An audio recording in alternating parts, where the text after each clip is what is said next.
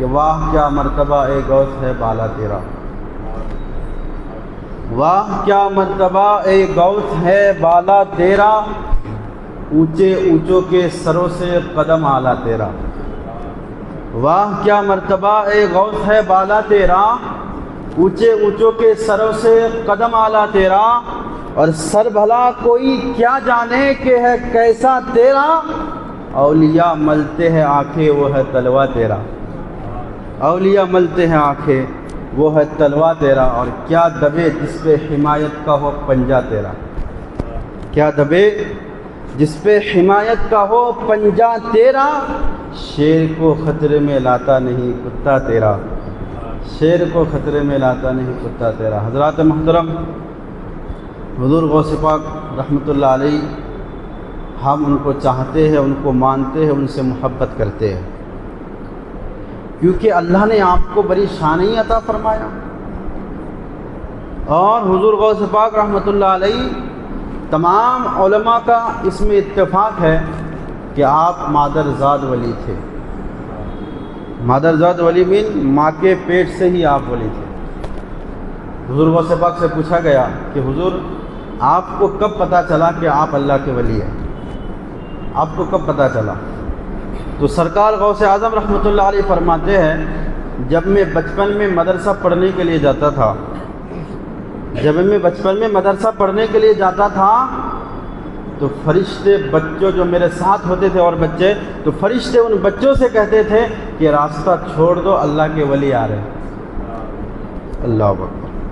تو سرکار پیران پیر دستگیر شیخ عبد القادر جیلانی کو اللہ نے بڑا مقام عطا فرمایا، بڑی شان عطا فرمایا، اور ہم اور آپ ان سے محبت کرتے ہیں، ہمیں اور آپ کو جو ہے ان سے عقیدت و محبت ہے، تو جب ہمیں ان سے محبت ہے تو پھر ہمیں ان کے نقش قدم پر بھی چلنا چاہیے۔ انہوں نے جو زندگی میں ہمیں زندگی گزارنے کا طریقہ دیا، اس طریقے کو بھی اپنانا چاہیے، تب یہ حقیقی، یہ سچی محبت ہوگی۔ میں بار بار کہتا ہوں، جس سے محبت ہو اس کی بات مانی جاتی ہے، محبوب جیسا کرے ویسا محب بھی کرنے کی کوشش کرتا ہے۔ تو ہم اور آپ سوچے کہ ہم غوث پاک کے دیوانے ہیں، ہم 11ویں شریف کرتے اور دھوم دھام سے کرتے ہیں، اور کرنی بھی چاہیے، لیکن کیا ہم ان کے نقش قدم پر چلتے ہیں؟ کیا ہم ان کو فالو کرتے ہیں؟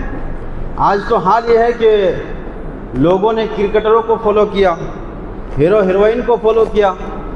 اللہ نے ہمیں ولی کیوں دیا، اولیاء اکرام اس امت کو کیوں دیا؟ کیونکہ جب انبیاء علیہم السلام اس دنیا میں تشریف لاتے تھے تو وہ لوگوں کو رب کا راہ دکھاتے تھے، رب تک پہنچاتے تھے۔ جب انبیاء کا آنا بند ہو گیا، جب نبوت ختم ہو گئی میرے نبی پاک صلی اللہ علیہ وسلم تک، تب پھر اللہ نے اولیاء کو بھیجا۔ اور کیوں؟ تاکہ انبیاء جو کام کرتے تھے اب اولیاء وہ کام کرتے۔ تو ہمیں اور آپ کو اولیاء اللہ سے محبت ہے، ہمیں اور آپ کو اولیاء اللہ سے پیار ہے، تو ہمیں سوچنا کیا ہم اولیاء اللہ کی باتوں پر عمل کرتے ہیں کہ نہیں؟ ان کا درس کیا تھا؟ لوگوں کے دلوں میں خدا کا خوف بٹھانا۔ انہوں نے ارشادات کی وجہ سے، کتابوں سے، اپنے ملفوظات سے، اپنی زبانوں سے لوگوں کو یہ درس دیتے رہے کہ خدا کا خوف پیدا کرو۔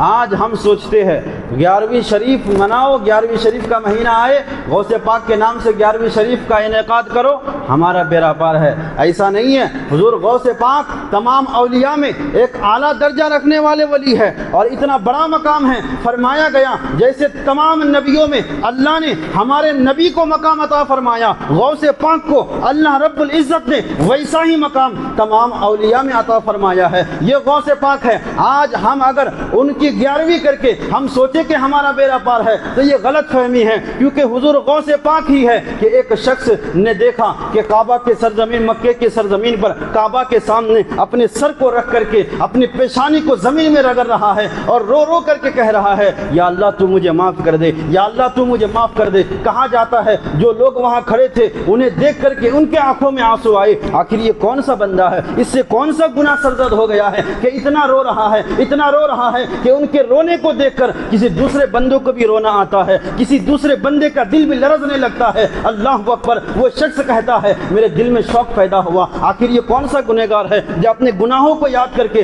رب کی بارگاہ میں اتنا رو رہا ہے، اپنے گناہوں کو یاد کر کے گریہ وزاری کر رہا ہے؟ تو وہ شخص کہتا ہے جب وہ بندہ اپنے سر کو سجدے سے اٹھایا تو میں نے اپنی آنکھوں سے دیکھا، میری آنکھیں پھٹی کی پھٹی رہ گئی۔ وہ رب کی یاد میں رونے والا، وہ خدا کے خوف سے رونے والا کوئی گنہگار اور سیاکار دوسرا بندہ نہیں، بلکہ وہ وقت کا غوث پیران پیر حضور غوث پاک ہی تھے، حضور غوث پاک ہی تھے۔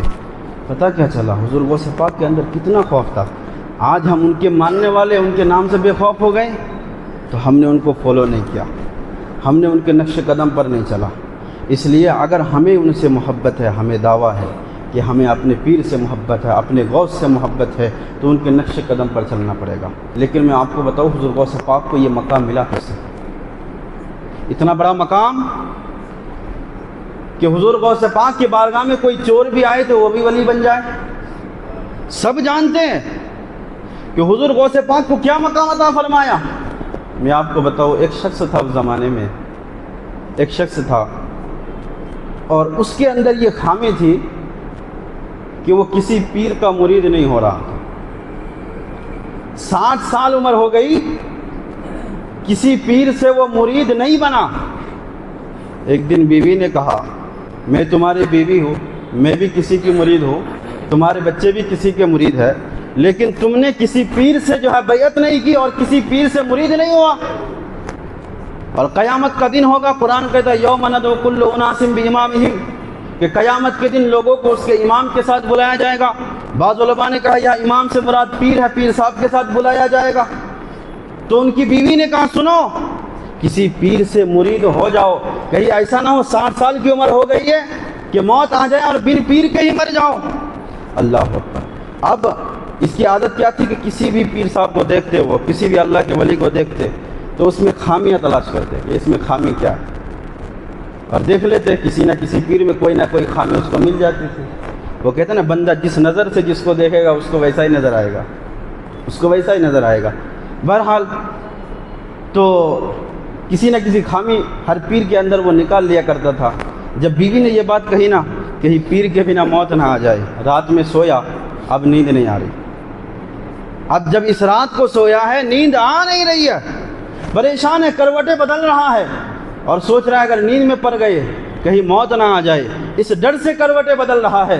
رات کو اٹھا، غالباً وہ رات کا آخری حصہ تھا یا پھر 2:30-3 بجے ہوں گے اس زمانے کے حساب سے، تو اس رات میں وہ اٹھا، اٹھنے کے بعد پانی منگوایا، وضو کیا، وضو کرنے کے بعد وہ باہر کی طرف نکلا اور نیت کیا کہ آج تک میں نے کسی پیر سے مرید نہیں ہوا، آج میں باہر نکلوں گا، جو بندہ میرے سامنے آئے گا میں اسی سے مرید ہو جاؤں گا۔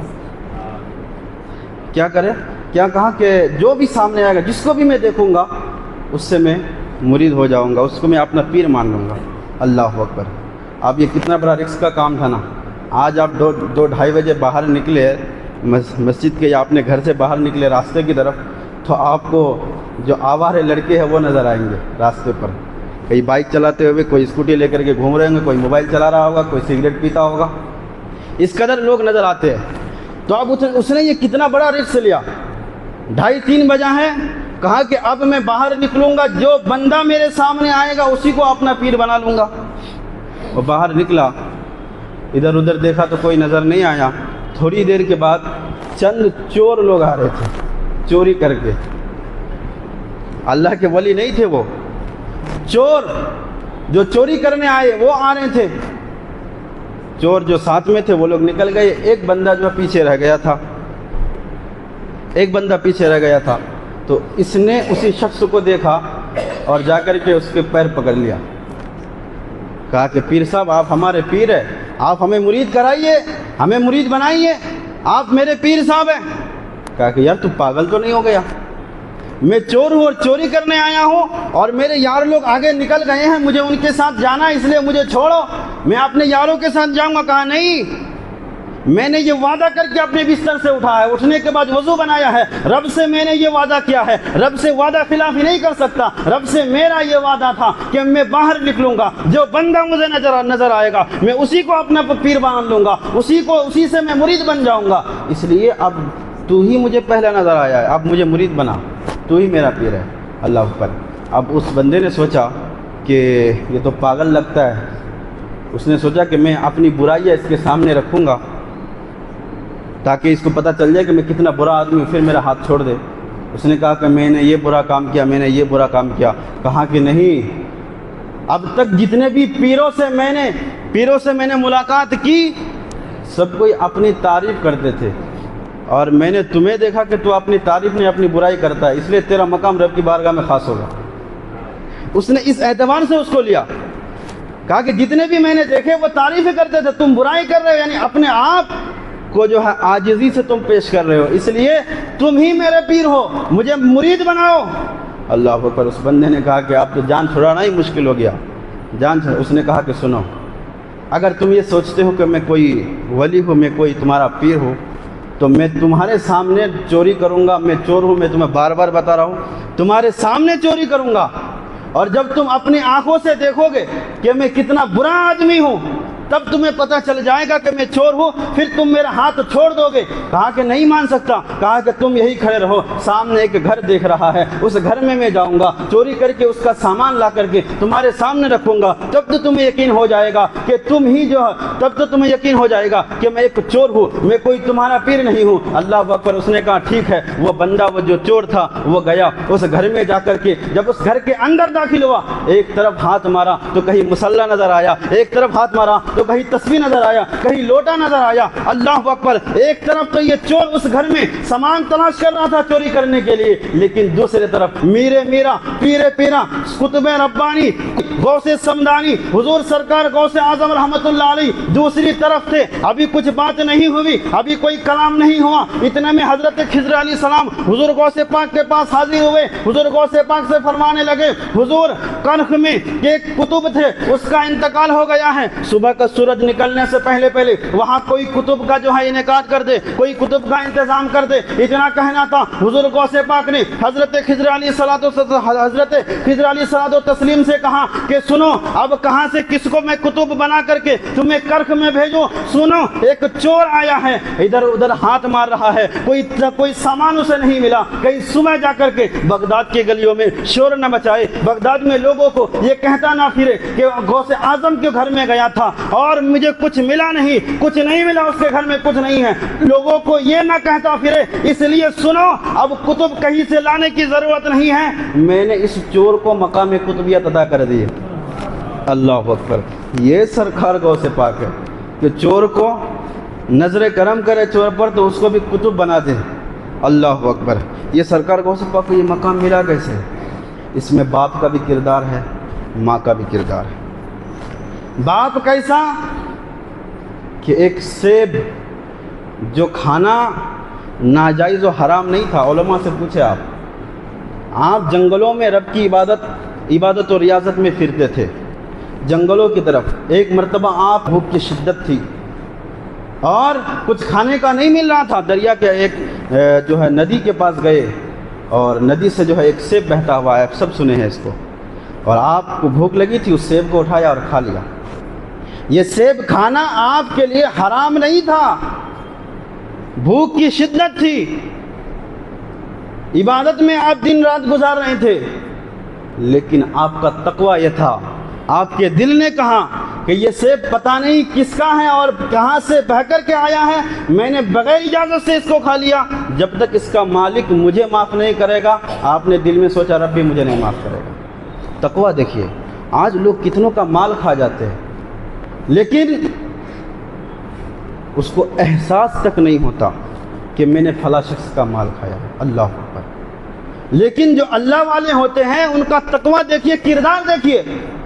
علماء فرماتے وہ سیب آپ کے لیے حلال تھا، لیکن آپ کے دل میں یہ تقوی کہ اس کے جو مالک ہے اس سے معافی مانگنا ہے، آپ اسی سیب جدھر سے بہتے ہوئے آ رہا تھا اسی کو فالو کیا اور جہاں تک کہ اس باغ تک پہنچے جہاں سیب کا ایک درخت تھا اور اس کی ٹہنیاں ندی کی طرف جھکی ہوئی تھی۔ تو آپ نے سوچا یہی سے سیب گرا ہوگا، یہی سے بہ کر کے آیا۔ پھر اس کے مالک، اس کا نام غالباً حضرت عبداللہ صومعی اس باغ کے مالک کا نام تھا، اللہ اکبر، کہا کہ آپ مجھے معاف کریں۔ لیکن حضرت عبداللہ صومعی وہ بھی اللہ کے ولی تھے، اللہ کے برگزیدہ بندے تھے۔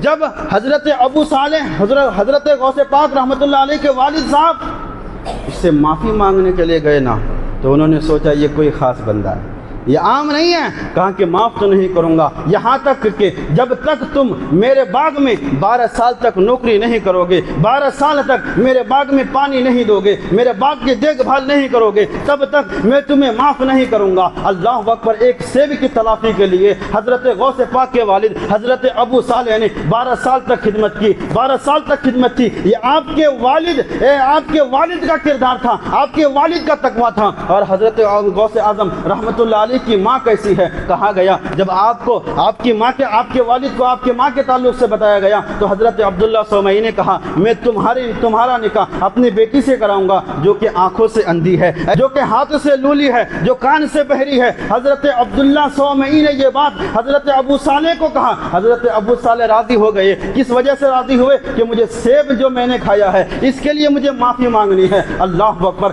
بعد میں کیا بتایا گیا کہ میں نے اندھی اس لیے کہا میری بیٹی کبھی کسی غیر محرم کا چہرہ نہیں دیکھا، میں نے لولی اس لیے کہا کہ میری بیٹی نے کسی غیر کا مال ہاتھ میں نہیں لگایا، ہاتھ میں نہیں لیا ہے۔ اللہ اکبر۔ میں نے تمام جو عیوب بتائے ہیں اس کی وجہ ہے، ساری تفاصیر ساری تفصیل کے ساتھ حضور غوث پاک رحمۃ اللہ علیہ کے والد کو حضرت عبداللہ صومعی نے بتایا۔ پھر حضور غوث پاک رحمۃ اللہ علیہ کے والد حضرت ابو صالح کا نکاح حضرت ام الخیر جیسی نیک خاتون سے ہوئی، اور کیسی خاتون کہ جس کے دوپٹے کو چاند سورج نہ دیکھا ہو۔ کہا گیا ہے کہ کبھی کسی غیر محرم نے حضور غوث پاک کی ماں کو نہیں دیکھا، ان کے چہرے کو نہیں دیکھا۔ تو جب باپ ابو صالح جیسا تقوی والا جو ایک سیب کی معافی کے لیے 12 سال تک کسی کی نوکری کرتا ہے، اور ماں ام الخیر جیسی ہو، تبھی بیٹا عبد القادر جیلانی ہوتا ہے۔ یوں ہی نہیں ہوتا ماں آوارہ پھرتی رہے، باپ جو ہے نشہ کرتا پھرے،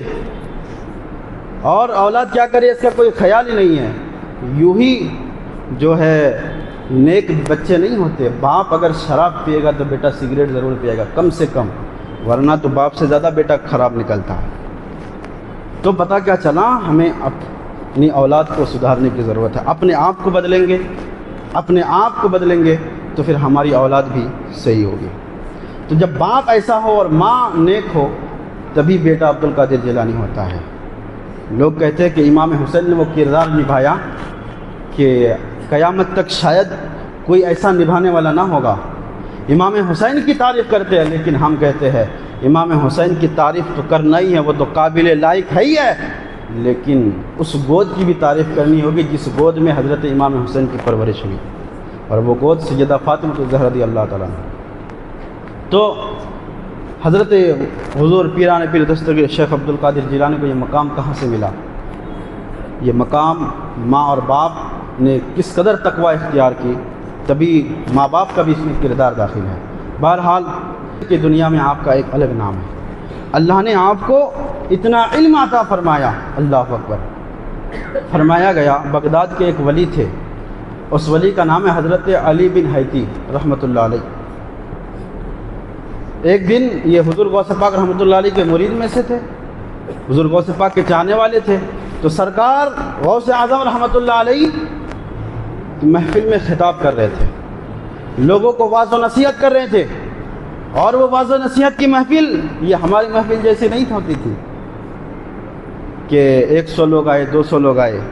حضور غوث پاک رحمۃ اللہ علیہ جب واعظ و نصیحت کرتے تھے، فرمایا گیا 70 ہزار لوگ اس میں جو ہے جمع ہوتے تھے، 70 ہزار لوگ۔ آج اگر 100-200 لوگ آ جائے تو ہمیں آواز پہنچانے کے لیے کیا کیا سہارا لینا پڑتا ہے، ایک سے ایک مائک، ایک سے ایک اسپیکر لگانا پڑتا ہے۔ لیکن اس زمانے میں مائک ایجاد نہیں ہوا تھا، اس زمانے میں اسپیکر ایجاد نہیں ہوا تھا، لیکن حضور غوث پاک کے محفل میں 70 ہزار لوگ جمع ہوتے تھے، اور حضور غوث پاک کے محفل میں آپ کی یہ کرامت تھی، جیسے پاس میں بیٹھنے والا سنتا تھا آپ کی واعظ و نصیحت کو، ویسے ہی آخر میں بیٹھنے والا بھی سنتا تھا۔ اللہ، یہ آپ کی کرامت تھی کہ جیسے پاس میں جیسے بیٹھے جو آدمی بیٹھا ہوا ایسے سن رہا، ویسے جو سب سے آخر میں ہوتا تھا ویسے ہی سنتا تھا۔ اللہ اکبر۔ بہرحال تو واعظ و نصیحت کر رہے تھے تو اسی محفل میں بیٹھے ہوئے تھے حضرت علی بن حیتی، اور یہ اللہ کے ولی تھے، اللہ کے ولی تھے۔ فرمایا گیا حضور غوث پاک خطاب کر رہے محفل میں بیٹھے بیٹھے، یہاں تک کہ حضرت علی بن حیتی کو نیند آ گئی۔ حضرت علی بن حیتی فرماتے ہیں مجھے نیند آ گئی، نیند آ گئی تو کیا دیکھا، ادھر سویا، آنکھ لگی، خواب میں مدینے والے مصطفیٰ تشریف لائے۔ کہتے ہیں حضور غوث پاک کی محفل ہے، مجھے نیند آئی، خواب میں سرکار حضور نبی رحمت صلی اللہ تعالیٰ علیہ وسلم تشریف لائے، اور جب حضور علیہ السلام حضرت علی بن حیتی کے خواب میں آئے نا، تو حضور غوث پاک جو واعظ و نصیحت کر رہے تھے، جہاں بیٹھ کر کے آپ جو ہے واعظ کر فرما رہے تھے، وہاں سے آپ کھڑے ہوئے، حضرت علی بن حیتی کے سامنے آ کے ہاتھ باندھ کے کھڑے ہو گئے، ہاتھ باندھ کے حضرت علی بن حیتی کے سامنے کھڑے ہو گئے۔ تو حضرت علی بن حیتی سو رہے تھے، خواب میں حضور کا دیدار ہوا، تھوڑی دیر کے بعد آنکھ کھلی، تو آنکھ کھلی جب تو انہوں نے کیا دیکھا کہ سرکار غوث پاک حضرت علی بن حیتی کے سامنے کھڑے ہیں، ہاتھ باندھ کے کھڑے ہیں۔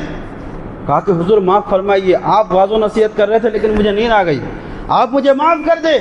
لیکن ہوا یہ جب میری آنکھ لگی تو خواب میں مدینے والے مصطفیٰ تشریف لائے، تو سرکار غوث پاک فرماتے ہیں مجھ سے معافی کیوں مانگ رہے ہو، تمہیں نیند آئی، خواب میں مدینے والے مصطفیٰ آئے، میں جو اپنی جگہ سے اٹھ کر کے تمہارے پاس آ کر کے کھڑا ہوا ہوں، اس کی وجہ یہ ہے جس نبی کو تم نے حالت نیند میں، حالت خواب میں دیکھا ہے، اس نبی کو میں نے حالت بیداری میں دیکھا۔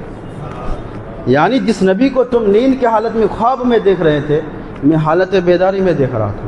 یہ سرکار غوث پاک ہے، اور میرے نبی نے فرمایا من رآنی فی المنام فقد رآنی، حضور فرماتا جس نے مجھے خواب میں دیکھا وہ حقیقت میں ہی مجھے دیکھا، وہ حقیقت میں ہی مجھے دیکھا۔ فإن الشیطان لا یتمثل بی، کیونکہ شیطان کی یہ اوقات نہیں کہ میری صورت اختیار کر سکے۔ تو حضور غوث پاک رحمۃ اللہ علیہ کو اللہ نے یہ شان مقام عطا فرمایا۔ تو حضرت علی بن حیتی، یہ حضرت علی بن حیتی فرماتے ہیں کہ ایک دن میں حضور غوث پاک رحمۃ اللہ علیہ کے ساتھ جو ہے زیارت قبور کے لیے گیا، قبرستان میں قبروں کی زیارت کے لیے گیا۔ پتہ کیا چلا کہ قبروں کی زیارت کرنا یہ ہمارے اسلاف کا طریقہ رہا ہے۔ حضور غوث پاک بھی جایا کرتے تھے قبرستان میں، اور جو طریقہ ہے وہ طریقہ کو اپنائیں۔ بہرحال تو حضرت علی بن حیتی فرماتے ہیں کہ میں بھی حضور غوث پاک کے ساتھ تھا کہ حضور غوث پاک بغداد کے قبرستان میں زیارت قبور کے لیے گئے، میں بھی ساتھ گیا۔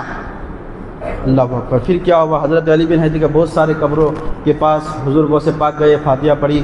آخر میں جس قبر کے پاس حضرت غوث پاک رحمۃ اللہ علیہ گئے، وہ قبر تھی حضرت امام احمد بن حنبل کی۔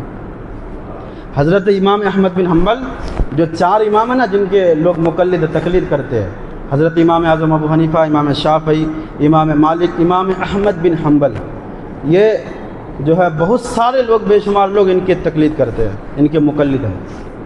تو حضرت امام احمد بن حنبل کی قبر کے پاس حضور غوث پاک گئے، اور فرمایا گیا حضرت امام احمد بن حنبل کا جو انتقال ہوا نا وہ 240 ہجری کو، 240 ہجری کو، اور اس کے بعد پھر 230 سال کا عرصہ گزرتا ہے، 470 سال، 470 ہجری میں جو ہے آپ کی قبر دریائے پیروں سے کھل جاتی ہے۔ یہ امام احمد بن حنبل کی بات بتا رہا ہوں۔ 240 ہجری میں آپ کی وفات ہوئی، پھر 470 ہجری کو آپ کی قبر دریائے نیل کے تھپیروں سے کھل گئی۔ تو بغداد کے ہزاروں لوگوں نے اپنے ماتھے کی آنکھوں سے دیکھا۔ غالباً 230 سال کا عرصہ بیچ میں گزرا ہے۔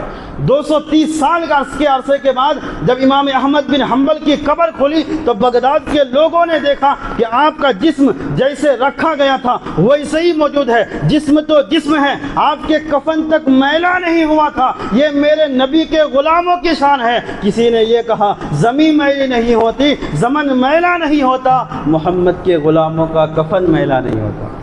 جو محمد کے غلام ہوتے ہیں ان کا کفن بھی میلا نہیں ہوتا ہے۔ بہرحال حضرت امام احمد بن حنبل کے حضرت علی بن حیتی کہتے ہیں کہ حضور غوث پاک نے حضرت امام احمد بن حنبل کی قبر پر سب سے آخر میں گئے، اور حضرت علی بن حیتی کہتے ہیں میں نے اپنے ماتھے کی آنکھ سے دیکھا جب حضور غوث پاک رحمۃ اللہ علیہ ان کی قبر کے پاس بیٹھے اور مراقبہ کیا۔ فرماتے ہیں کہ جسم حقیقی کے ساتھ امام احمد بن حنبل اپنی قبر سے باہر تشریف لائے. اپنے یہ اللہ والوں کی شان ہوتے ہیں. لوگ نبی کی حیات پر باتیں کرتے ہیں, نبی کی حیات پر مناظرہ کرتے ہیں. یہ نبی کے غلاموں کی بات ہے کہ میرے نبی کے غلام حضرت امام احمد بن حنبل کی قبر پر جب حضور غوث پاک رحمۃ اللہ علیہ بیٹھے اور مراقبہ کیا تو جسم حقیقی کے ساتھ حضرت احمد بن حنبل باہر تشریف لائے. آپ نے اپنا جبہ شریف حضرت حضور غوث پاک رحمۃ اللہ علیہ کو دیا. آپ نے حضور غوث پاک کو سینے سے لگایا اور اس وقت کہا, اے عبد القادر سنو, تمہارا مقام رب کی بارگاہ میں بہت بڑا ہوگا. جب تمہیں یہ مقام مل جائے تو اس وقت مجھے بھی اپنی دعاؤں میں یاد رکھنا. اللہ اکبر. اتنے بڑے محدث, اتنے بڑے جو ہے امام, وہ حضور غوث پاک سے ایسا کرے کہ مجھے بھی دعا میں یاد رکھنا. یہ سرکار غوث پاک رحمۃ اللہ علیہ کی شان ہے. بہرحال تو میں یہ کہنا تھا کہ جب ہم اپنے اسلاف سے, اپنے اولیاء سے پیار کرتے ہیں, ان سے محبت کرتے ہیں, تو ان کے نقش قدم پر چلنا چاہیے, ان کی بات ماننی چاہیے. حضور غوث پاک نے ہمیں کیا بتایا, میں آپ کو بتاؤں. حضور غوث پاک, آج ہر آدمی کہتا ہے نا کہ میں نیک ہوں, ہر آدمی سوچتا ہے کہ میں نیک ہوں, لیکن سرکار غوث پاک کے ملفوظات میں ملتا ہے کہ جو آدمی واقعی میں نیک ہوگا اس کے اندر 10 نشانیاں ہوں. جو آدمی واقعی میں نیک ہوتا ہے اس کے اندر 10 نشانیاں پائی جاتی ہے. اور ان 10 نشانیوں میں سے آپ نے ایک نشانی یہ بیان کی کہ جو آدمی نیک ہوگا وہ بار بار قسم نہیں کھائے گا. کیا کہا؟ بار بار قسم نہیں کھائے گا. لیکن ہم اور آپ سوچیں, ہمیں اپنے پیر سے پیار ہے, ہمیں اپنے غوث سے محبت ہے, لیکن بات بات پر ہم قسم کھاتے ہیں. لوگ سبزی بیچتے ہوئے قسم کھاتے ہیں, دکانداری کرتے ہوئے قسم کھاتے ہیں, ایک دوسرے سے بات کرتے ہوئے قسم کھاتے ہیں. یہ نہیں کہا کہ جھوٹی قسم نہیں کھانا, یہ نہیں کہا کہ جھوٹی قسم نہیں کھاتے, بلکہ قسم بات سچی قسم بھی کھانے سے منع کیا گیا. اگر ایسی ضرورت پیش آ جائے کہ قسم نہیں کھائیں گے تو سامنے والا جو ہے یقین نہیں کرے گا, اور کوئی ضرورت کی بات ہو اس وقت تو آپ سچی قسم کھا سکتے ہیں. لیکن واقعتاً بات بات میں سچی قسم کھانے کی بھی ممانعت ہے. اور حضرت ابو ہریرہ سے میرے نبی فرماتے ہیں, ابو ہریرہ بار بار قسم نہ کھاؤ. اور یہ حضرت ابو ہریرہ کے لیے نہیں بلکہ قیامت تک آنے والے مسلمانوں کے لیے تھا. میرے نبی نے فرمایا, بات بات پر قسم نہ کھاؤ. جو شخص بار بار قسم کھاتا ہے اللہ رب العزت اس کے نسلوں پر بھی لعنت فرماتا ہے, اس کی نسلوں پر بھی لعنت فرماتا ہے. آج لوگ قسم کو کچھ سمجھتے نہیں, بات بات میں 2 منٹ 3 منٹ بات کیجئے 4-5 مرتبہ قسم کھا لیتا ہے. اللہ اکبر. ایسے لوگ, تو اس سے ہمیں باز آنی چاہیے, اس سے باز رہنا چاہیے. تو حضور غوث پاک فرماتے ہیں جو واقعی میں نیک ہوگا نا وہ بار بار قسم نہیں کھائے گا, وہ بار بار قسم نہیں کھائے گا. اللہ